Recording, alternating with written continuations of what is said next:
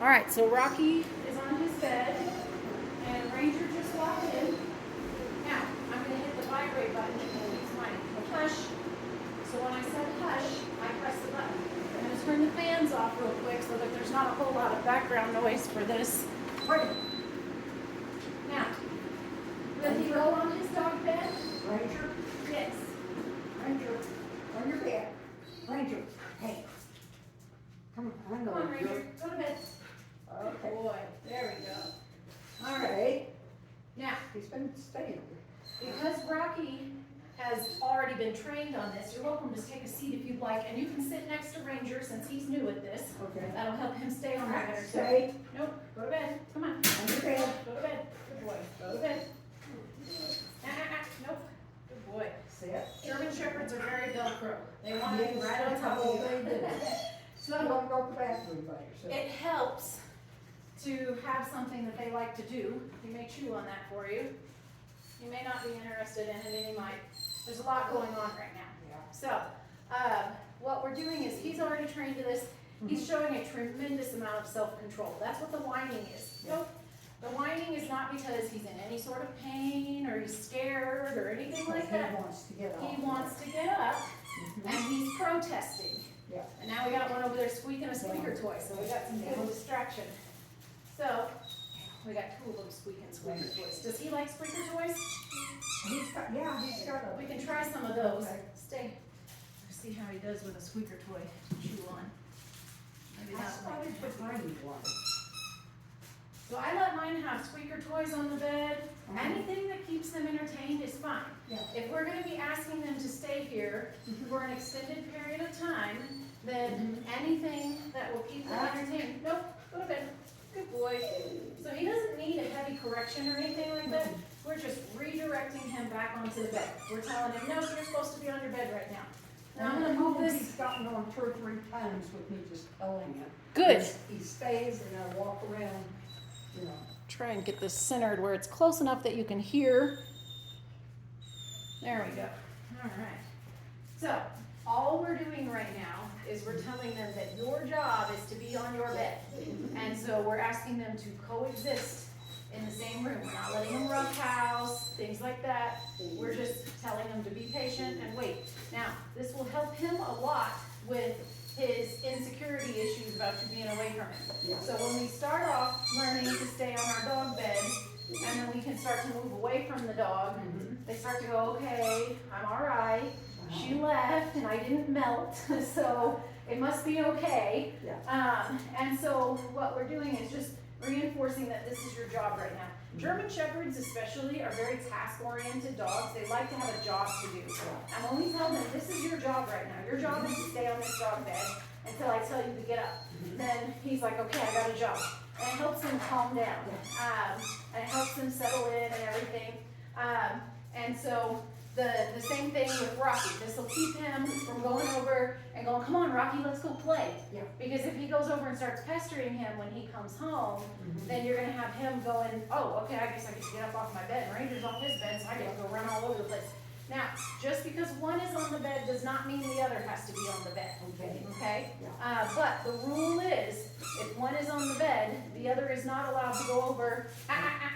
Ranger, Ranger. Go, come on, go to bed. On your bed. Boy.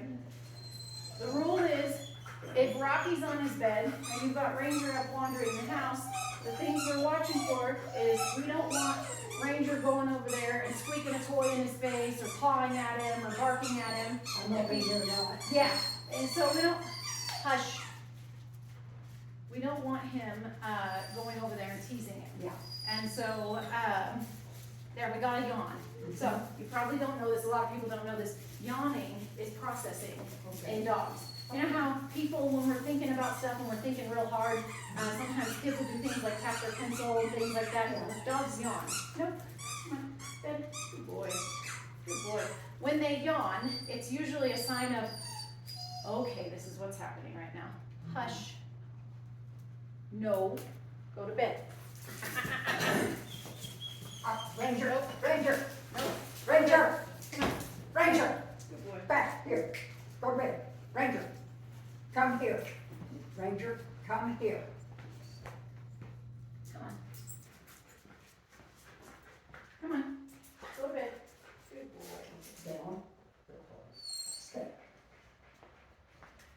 we're gonna have moments like this when he Yes. comes home. Of course.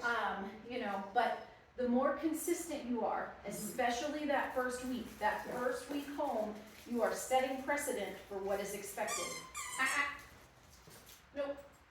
The most common failure that I see in You people, saw the water, didn't you? you may be thirsty, I have a water pan over here, I'll go fill here in a minute. I think it's kinda dusty, we've been Yeah. rearranging.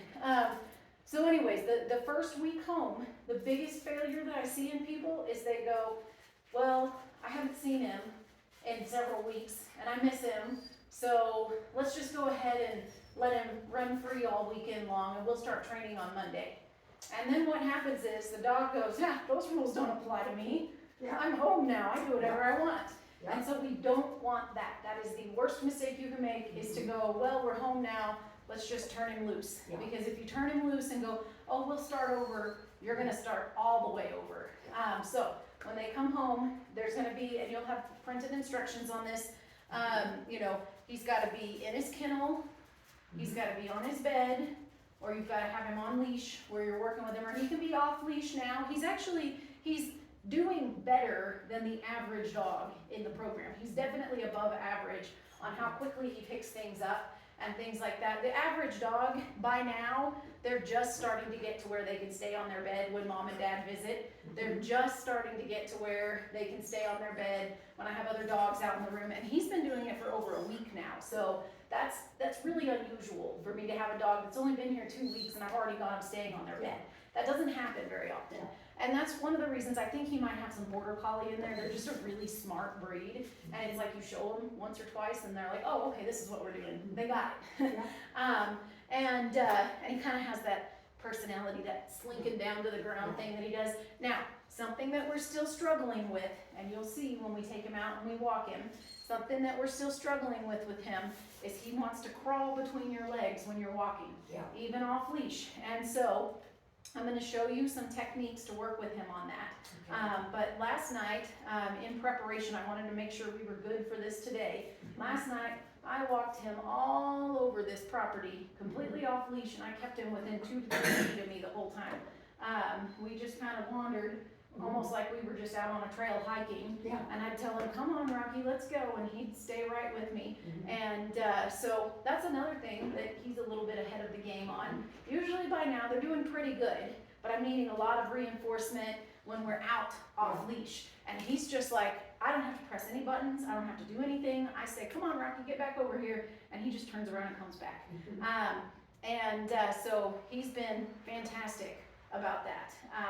He still is a little bit forward on his leash when we're walking, but he's not pulling a whole lot. He hits the end of the leash, and if you give a little bit of pop feedback, he's like, oh, okay, I'll get back up here and I'll walk next to you. And so that's gonna need some reinforcing, but overall, I'm very happy with him. He's got another week to go, and he's where most dogs are when I send him home.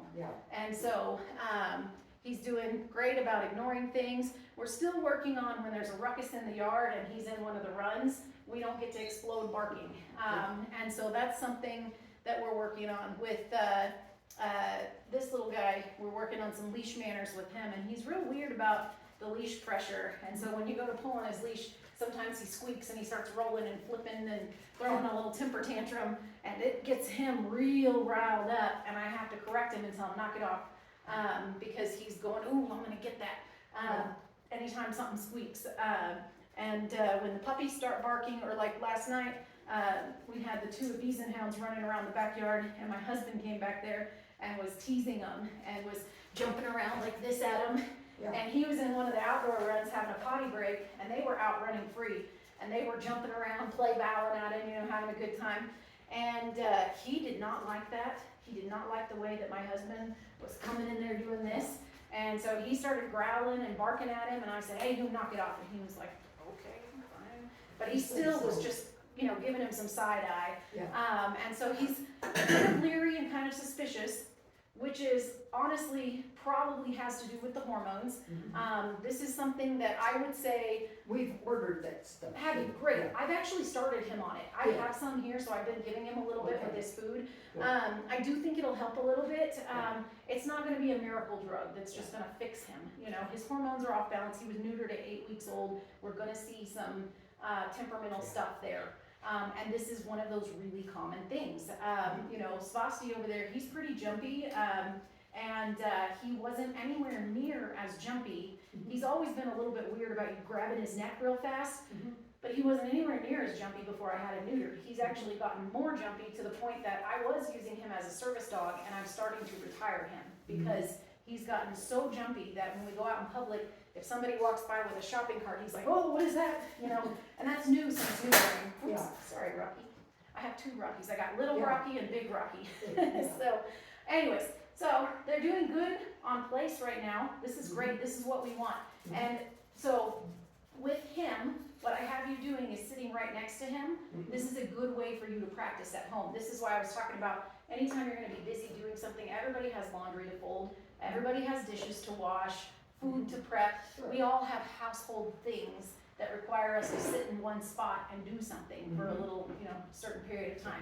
And that's the best time to practice this, is if you're going to sit down on the couch and fold socks, put him on his dog bed 2 feet away from you. If he wants to be right next to you, that's fine, put him on his dog bed. I think your husband mentioned there was a spot in the dining room that he likes to lay and watch you while you're in the kitchen. I would put his dog bed right there and have him stay on that while you're working in the kitchen. That way, he doesn't have to be directly supervised. Because what we don't want, and this can become a crutch for the dog, is if I stand here like this the whole time, and I'm watching him, and then as soon as I go and I go do something else, he's gonna get right up. And we don't want that. We want him to be independent on his dog bed. That's why we don't have him tied back onto anything or anything like that. He's on his dog bed, and he's staying there because he knows he's supposed to. Does that make sense? Yes. Do you have any questions about any of this stuff so far? So far, so good. It's pretty easy. Yeah. It's really, the rules of it are pretty simple. They don't have to lay down, they don't have to sit, they don't have to do anything but stay on the bed. We correct, like when he was whining, I hit the vibrate button and told him to hush. The vibrate button is the one that'll be under your thumb, the one with the T on it. So I hit that vibrate button and I said hush, and that was enough that he was like, all right, fine. He gets a little bit startled by the vibrate button. He's very suspicious of it, which is kind of funny. And that was, I think, what triggered him to get off his bed the first time was he was like, I'm just gonna come over there. Because I've used vibrate in the yard when he hasn't come back when he was called. And so I think he thought, oh, maybe she wants me to come over there. And so I think that was why he was crawling over here. But anyways, they're doing fantastic, and I'm happy with this. This right here is going to be so much easier for you at home. So I'm going to cut this video off before it gets too long.